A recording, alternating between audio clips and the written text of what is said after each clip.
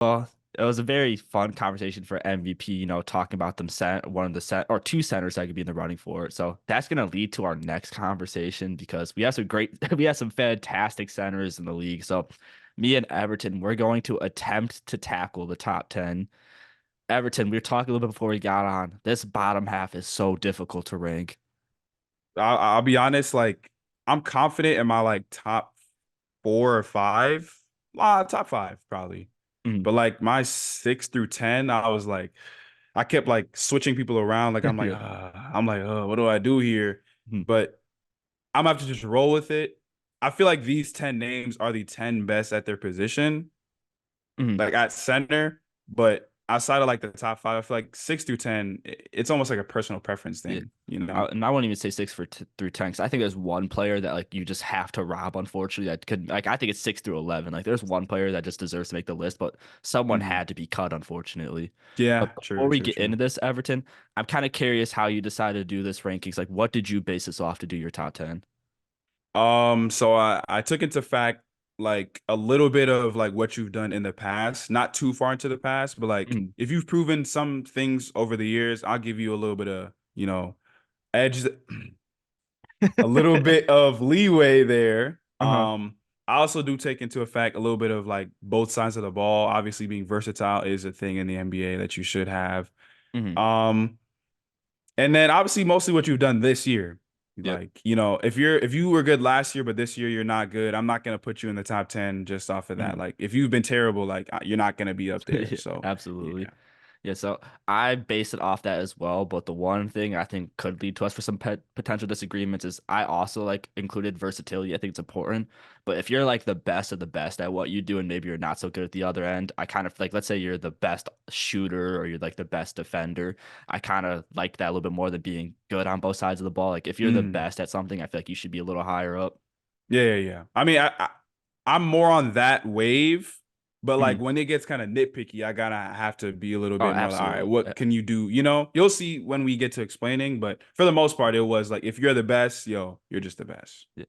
So let's get right into this. Everton, like it's kind of gonna get random how we start listing names. Like I'm thinking it's gonna be like, oh, do three here, and then three here, and then three here. I think we're gonna like do a couple at a time that might be a little more because we can't just do a straight top 10. That'd be too much to try and handle at Nah. once. So Yeah. this is what I'm thinking. Everton, I'm gonna have you go first. Give me your 8 through 10, and then give me the top player you left out. Okay, that's good that we start at the bottom. I feel like that Yeah, was I effective. agree. So 8 through 10. So my 10 was Sengun. Hmm. My 9 was Chet, Hmm. and my 8 was Wemby. Okay. The guy left out, and I didn't think about it too much, I'll be honest. So it's kind of hard, but I feel like Kristaps Porzingis could have probably made this list. Hmm. Because outside of him, I'm not too confident about all the other centers, but Kristaps was kind of like right there. Hmm. But I do think these guys have played a little bit better than he has, which is fine. He's on the best team in the league, so Hmm. whatever. But yeah, I say like Kristaps is probably right there. Yeah, Everton. Well, this is gonna be boring for the listeners because we are on the same wavelength. I also have Porzingis just missing the cut. It's just with these other players, I feel like they're kind of more vocal points for these teams. Or sometimes Porzingis is the best guy, but when you have Tatum, you have Brown, you have Holiday, Derek White likes to hoop too.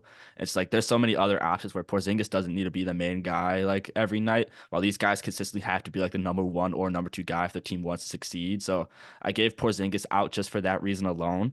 But at 10, I also had Sengun. And then at 9, I had Sabonis. And then at 8, I had Chet Holmgren. The Okay. bonus and Okay. Sengun, we talked about, or you talked about in last podcast, they're like the same person. It's just one's a little bit younger, where they can score the ball, they get rebounds, fantastic passers, but liabilities on defense. Like anybody can drive in on them. And that's what Yeah. gave me Chet Holmgren the slight edge, where I kind of think Sabonis and Sengun are better on the offense side of the ball because they can distribute it. But Sengun can let that thing fly from three, and he's a brilliant defender. So I gave him the slight edge for that reason over those two guys. Oh, you mean Chet, right? Did I not say Chet? I think you said Sengun. Oh, that's so my bad. Yeah, that's why I gave Chet Good. Wow, I'm fumbling. My bad. That's why I gave Holmgren the slight edge. Wow, Okay, that okay. my I'm making bad. sure. I'm like, wait, he Yeah, could block some shots. Did I yeah, miss some? yeah. No, Okay, that okay, that's cool. so my fault. Okay, yeah, no, you're good, bro. You're good. Hold on. Sorry, technical my dad called. I'm at to cut that off. It made Oh, the you're Zoom go good. away. Yeah. Yeah, so then I'm going to do my 6 and 7 because I have a 4 and 5 debate. I think we're gonna argue over. Okay. For Okay. my 7, I had Rudy Gobert, and at my 6, I had Karl Anthony Towns, like pretty much on the same team. But Okay. what about you? Um, so my 7 was Sabonis Mhm. and my 6 was Gobert. Okay.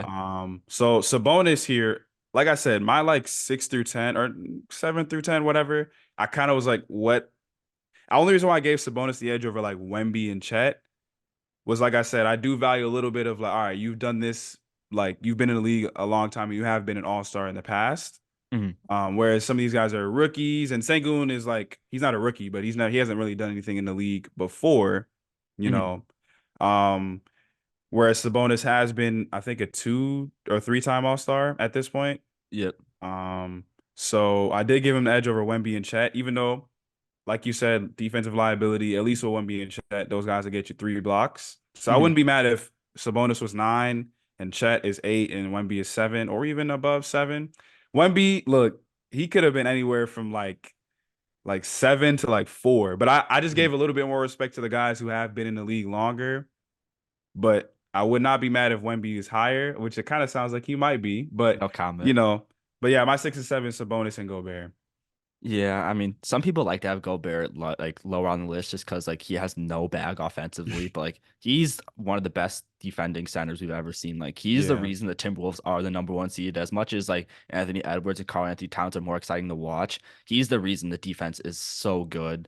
Like if somehow you get past the perimeter, he's just there waiting for you in the paint, and he's not getting the block every time, but you're missing. And so Rudy Gobert, he needs his love for that. I mean, it's not always the most fun to watch, but it's the best. Like if you're a diehard and you like watching like the trench work, Gobert's the best to watch for the trench work in this league. He's awesome. And then Karl Anthony Towns, do you have him a little bit higher? I do. Yeah, I had him at 6. I mean, I like the guys ahead of him just because I think they're better on both sides of the ball. But Karl Anthony Towns, I would think outside of Dirk is the best shooting big man we have seen in the league's history. I mean, what he dropped the other day, 62? Yeah, 62. Yeah, and they lost, which is so shameless. But Insane.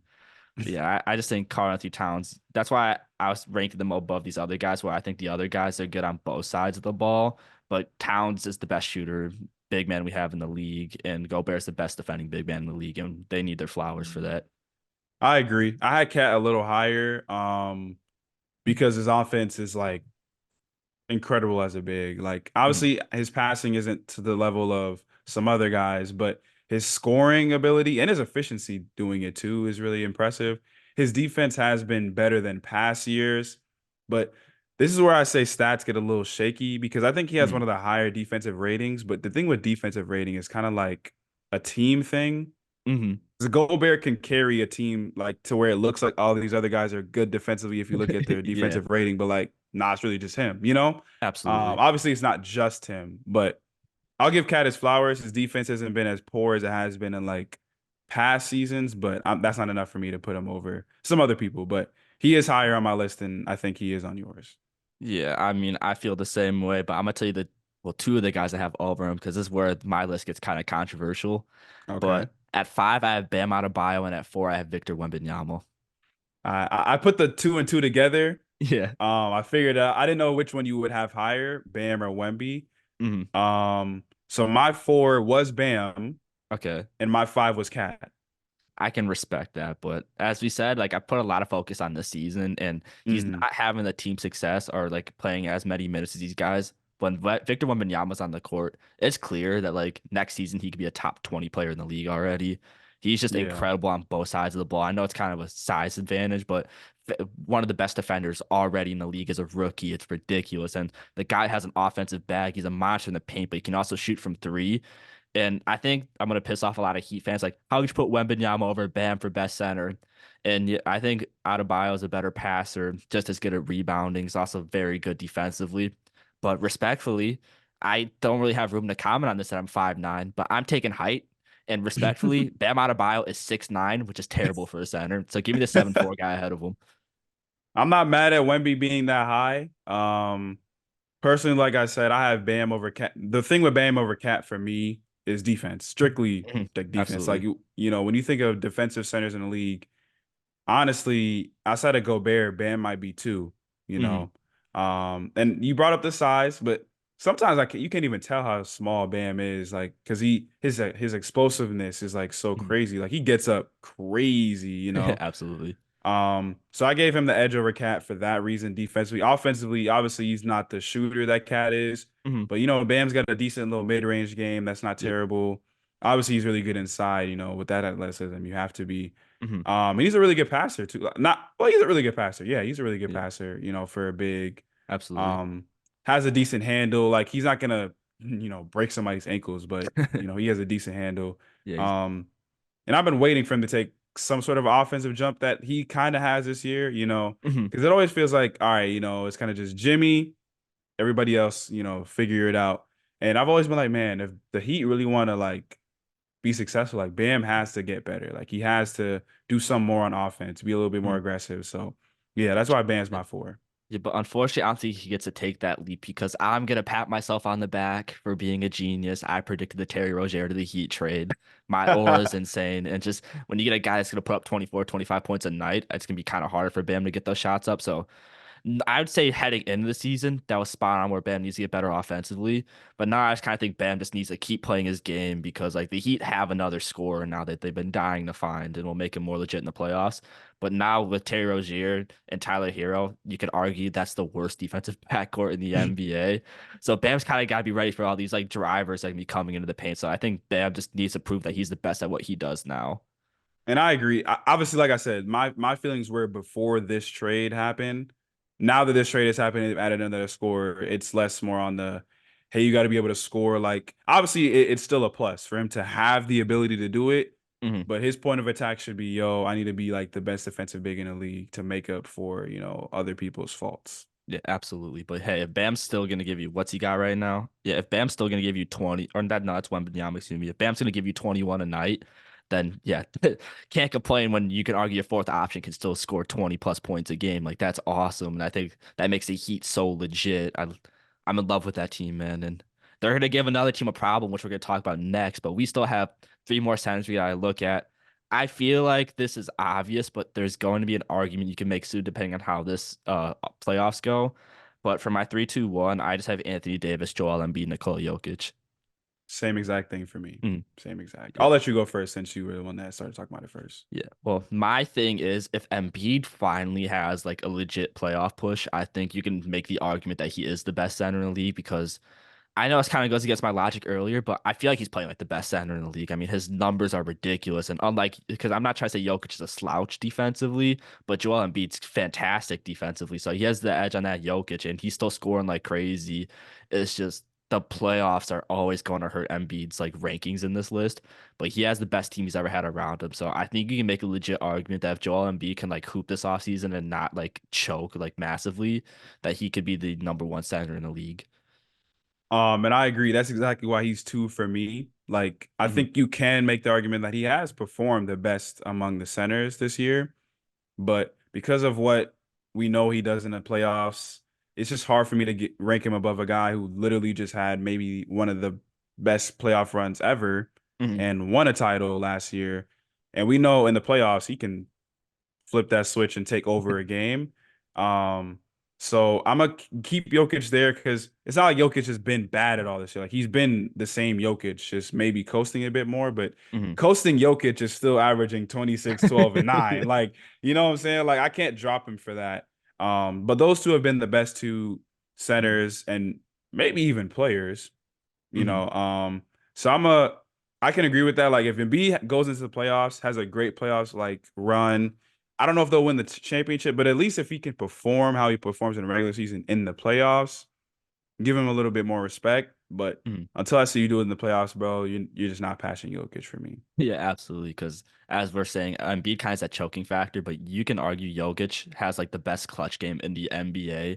There's just some shots he hits that like guards aren't ever gonna be able to hit. Like I forgot what game it was this season, but the buzzer beater where he hit from like the corner of half court and swish that thing.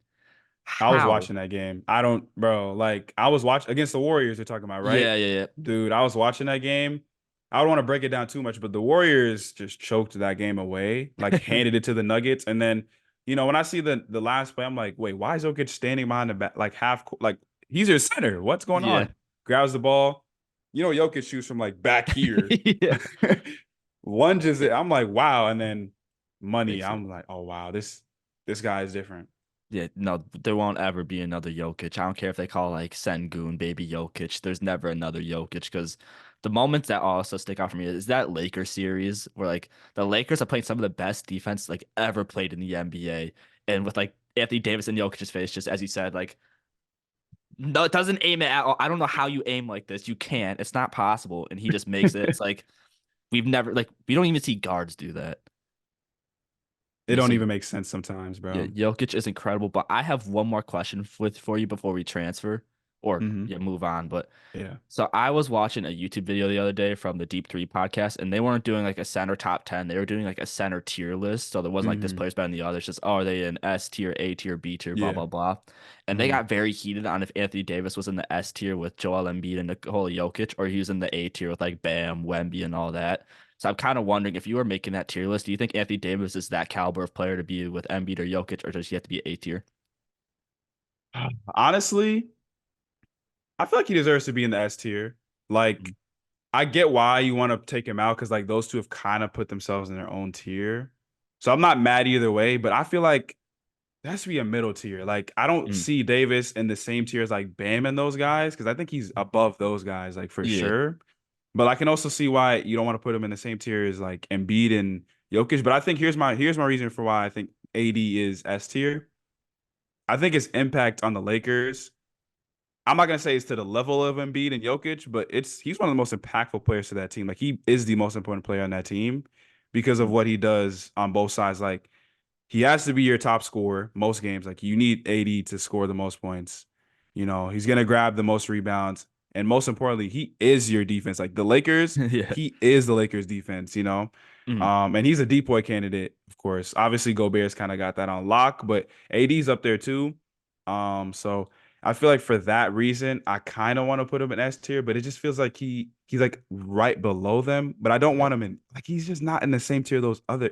It's weird. Like there has Mm, to be like an A plus tier or something yeah. like to put AD because Yeah. I want to put him S tier, but I can't. Like it's I don't know. It's hard, bro. Yeah, It's no, it's that's hard, why their bro. debate got so heated. And like with me personally, like there's not really like an S plus, an S and S minus, but there is like A pluses and all that. So that's why I Hmm. personally had Anthony Davis in the A tier, while he's like an A plus. All these other guys are more like an A minus.